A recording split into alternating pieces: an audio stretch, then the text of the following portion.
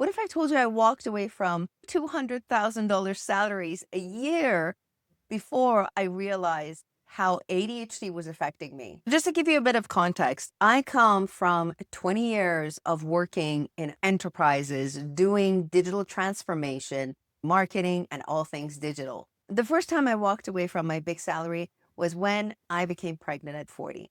It was a gift. I was excited, but also having a holy shit moment. For me, I'm the type of person that is all or nothing, super intense, always goes in and does things in a way that it's just like the trajectory is always up. I was told I care too much, I have intensity, but I was getting stuff done, succeeding in my career.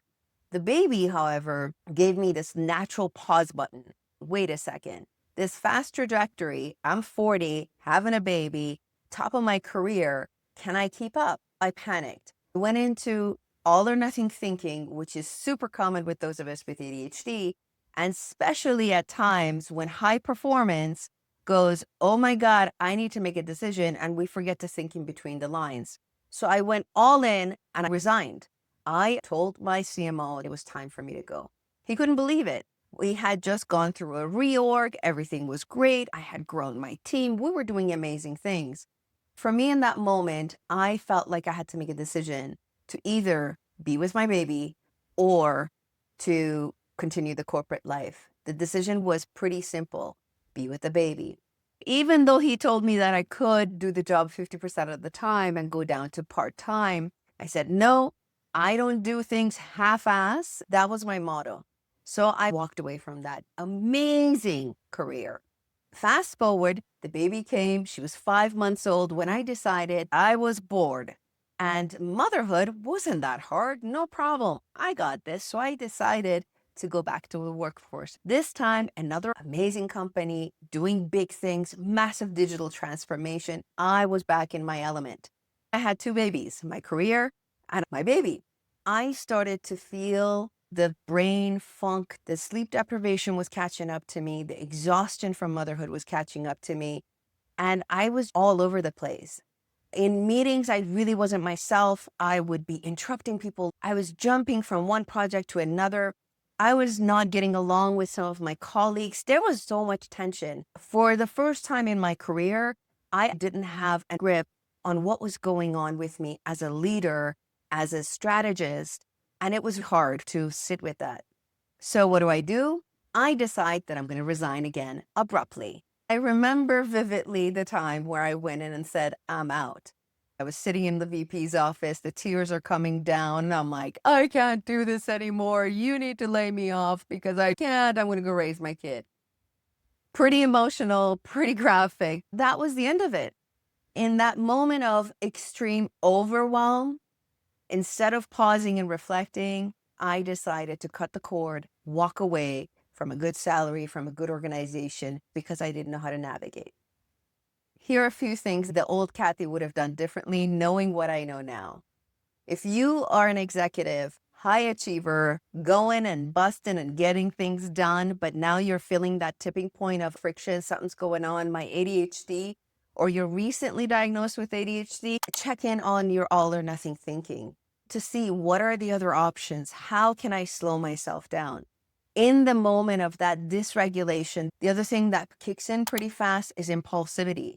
In the moment of fight or flight, burnout, your brain goes, you know what? We're running.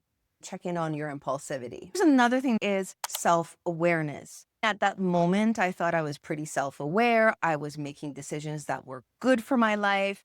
But actually, it was self-awareness masked with ADHD tendencies.